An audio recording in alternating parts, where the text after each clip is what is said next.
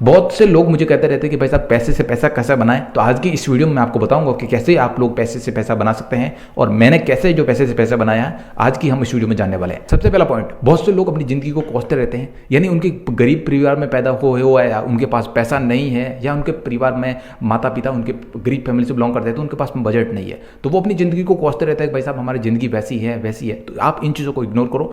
सबसे पहला पॉइंट, इस चीज़ को अपनी सोच को बदलना होगा कि भाई साहब जो आपके पास में है उसी से स्टार्टअप करो। मैंने अपना जो जीवन दैनिक लाइफ जो उनसी से स्टार्टअप की, जो आप लोग अभी हो गरीब टाइम में जो स्टार्टअप होता है वहीं से मैंने स्टार्टअप किया। मीडियम फैमिली से स्टार्टअप किया, मेरे पास कोई बड़ा पैसा नहीं था और हमारे परिवार के पास में भी इतना बड़ा अमाउंट नहीं था। हमने स्टार्टअप वहीं से किया जो आप अभी हो। तो ये चीज़ आप मैटर नहीं करता कि हमारे पास बहुत बड़ा पैसा होना चाहिए, वो चीज़ होना चाहिए। हमारा जो ज़िंदगी है, जो ऐसी जगह है जो आप नर्क के बराबर कह सकते हो, ऐसी चीज़, ये आप इन चीज़ों को इग्नोर करो। ये बहुत रिलेटिव है और सच है दोस्तों कि बहुत से जो बिजनेस में बहुत से बड़े बड़े लोग हैं जिन्होंने अभी तक अचीवमेंट किया है, वो एक गरीब लेवल से स्टार्टअप किया है और उन्होंने गरीब से गरीब उठने की कोशिश की है और आज की डेट में बहुत अच्छे मुकाम पर पहुंचे हैं। तो आपको इस चीज़ को अपनी ज़िंदगी को कोसना नहीं है कि भाई साहब हम किस्मत खराब था, वो औकात नहीं है, वो चीज़ नहीं है। तो इन चीज़ों को इग्नोर करो। हमेशा अपनी सोच को पॉजिटिव रखो। कुछ पहला पॉइंट है, उसे ध्यान में रखना। सोच को बदलना जरूरी है, बहुत ज़्यादा इंपॉर्टेंट है। नंबर 2, जॉब कर रहे हो तो जॉब के साथ साथ आप बिजनेस स्टार्टअप करो। मैंने पर्सनली बता रहा हूँ, मैंने भी अपने 3 साल मैंने जो होंडा कंपनी में जॉब किया था, उसके बाद में मैंने अपना दुकान को स्टार्टअप किया। दुकान को स्टार्टअप करने के बाद एक दुकान और स्टार्टअप की।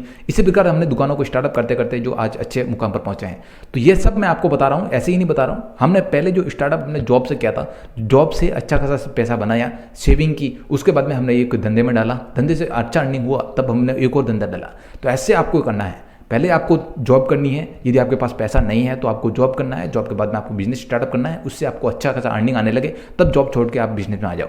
तो आपको ये चीज़ हमेशा ध्यान में रखनी है। आपको ऐसे ही नहीं कि जॉब चला और इसके बाद में जॉब छोड़ दिया आपने और धंधा पे ध्यान दे दिया, तो ये आपका नुकसान हो सकता है। तो आपको हमेशा ध्यान रखना, साइड इनकम बंद नहीं होनी चाहिए। आपकी जो मेन सोर्स है वो आपका बंद नहीं होना चाहिए। आपकी साइड इनकम बंद हो जाए तो कोई दिक्कत नहीं, लेकिन आपका ये मेन सोर्स जो अपना जॉब्स का है चलने दो। जब आपका एकदम बरोबर है, इक्वल सेम चलने लगे, तब आप इस चीज़ को छोड़ के आप अपने जॉब बिजनेस लाइन में आ सकते हो और अच्छा खासा मुकाम पर पहुंच सकते हो।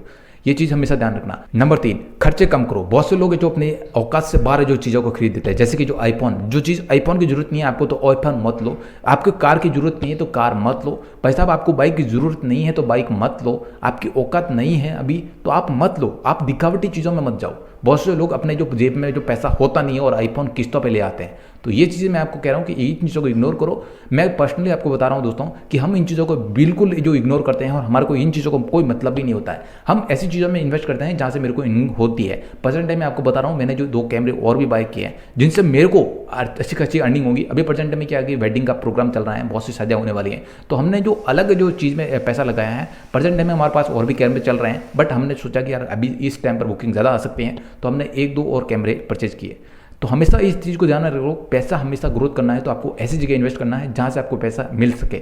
और आप फोन में और कार में, बाइक में पैसा लगा रहे हो तो हमेशा आपका पैसा डूबता जाएगा, लेकिन आपको पैसा ग्रोथ नहीं करेगा। ठीक है, तो इन चीज़ों में इग्नोर करो, इन चीज़ों में पैसे वेस्ट मत करो, दिखावटी काम मत करो, खर्चे कम करो, सीधी बात। नंबर 4, इन्वेस्टमेंट पे ध्यान दो। बहुत से लोग इन्वेस्टमेंट नहीं कर पाते हैं, तो मैं आपको बता दूं दोस्तों, जो आपके पास में ज़मीनें हैं, जो आपके आसपास में हो या दुकान हो या कोई रेंट पे कोई हो, तो ऐसी चीज़ों में आप इन्वेस्टमेंट करो जहाँ से आपको एक साइड इनकम हो सके। जैसे आपने कोई प्रॉपर्टी आपके मार्केट में सेल हो रही है, आपकी कोई दुकान है, कोई सेल हो रही है, आपको कोई और चीज़ें सेल हो रही हैं, आपके मार्केट में कुछ चीज़ें और हो रही है, तो आप ऐसी जगह इन्वेस्टमेंट करो जहाँ से आपको एक इनकम आ सके। ठीक है, चाहे आपका कुछ दुकान हो सकती है, ज़मीनें हो सकती हैं, कुछ भी हो, इन चीज़ों में इन्वेस्ट करो जहाँ आपका पैसा आपका बहुत तेज़ी से ग्रोथ हो सकता है। ठीक है, तो ऐसी जगह आपको इन्वेस्टमेंट करना है। और इसके बाद में यदि नहीं हो रहा तो आप म्यूचुअल फंड में पैसा लगा दो जहाँ से आपको अच्छा खासा रिटर्न मिल सकता है। इसके बाद में दोस्तों जो लास्ट का जो पॉइंट है, तो म्यूचुअल फंड में इनमें जो आप पैसा लगाओ जिससे आपको अच्छा खासा रिटर्न मिल सके। आपको अभी नहीं मिलेगा तुरंत ही, लेकिन मिल सकता है बाद में 5 साल, 7 साल, 10 साल बाद आपको अच्छा रिटर्न मिलेगा। पैसा आपका मोटा काटा सेविंग हो जाएगा और अच्छा आपका पैसा बन जाएगा। तब आप और भी अलग अलग धंधों में पैसा लगा सकते हो, अलग अलग इनकम सोर्स बिल्डअप कर सकते हो, जो आपको बहुत अच्छा ग्रोथ कर सकता है आगे। नंबर 5, पांचवा रूल ये है दोस्तों कि आप जो भी खर्च करते हो, चाहे वो आपका जॉब की सैलरी हो सकती है या आपका जो भी आपका दुकान का पैसा हो सकता है या बिजनेस का पैसा हो, जो भी आपके पास में पैसा है, जो भी आप खर्च कर रहे हो या जो भी हो रहा है हिसाब, वो आप हिसाब रोजाना लिखा करो। बहुत से लोग मैंने देखा है वो रोज का रोज अपना हिसाब नहीं लिखते हैं, तो इससे आपका नुकसान होगा।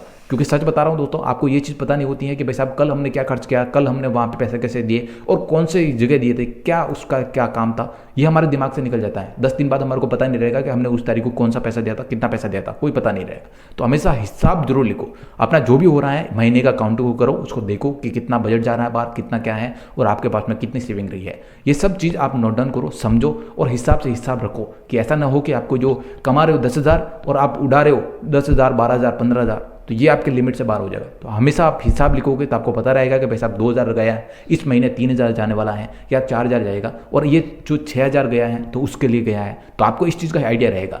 तो हमेशा इस चीज़ को ध्यान में रखो, हिसाब बरोबर लिखा करो। तो दोस्तों ये थे कुछ मेरे 5 सीक्रेट जो मैंने आपको बताए हैं, और रियलिटी में सच में बता रहा हूँ, ये मैंने खुद आजमा के देखा है और मैंने भी कुछ अचीवमेंट किया है जो मैंने आपको दिखाया है। मेरी जो खुद दुकानें चल रही हैं, इसके साथ में जो आउटडोर फोटोग्राफी भी हूँ, इसके साथ में मेरे जो यूट्यूब चैनल 4 चल रहे हैं, इससे भी मेरे को अच्छी खासी अर्निंग हो रही है। आपको मैं बता रहा हूँ दोस्तों कि ये चीज़ें रियल है और सच है, इसके साथ में अर्निंग बहुत अच्छी होती है। मैं जो चीज़ें कर रहा हूँ सब चीज़ें एकदम रिलेटिव हैं और अच्छा एक इनकम बिल्डअप कर रहा हूँ, और इसके साथ में मैं प्रॉपर्टी में भी इन्वेस्टमेंट कर रहा हूँ, तो मेरे को अच्छे से अर्निंग होने वाली है। तो आप इन चीज़ों को फॉलो करना, बहुत अच्छा रिजल्ट मिलेगा दोस्तों, सच बता रहा हूँ। इन चीज़ों को फॉलो करके देखना एक बार, बहुत अच्छा अचीवमेंट करोगे अपनी ज़िंदगी में, बहुत अच्छे आगे जाओगे।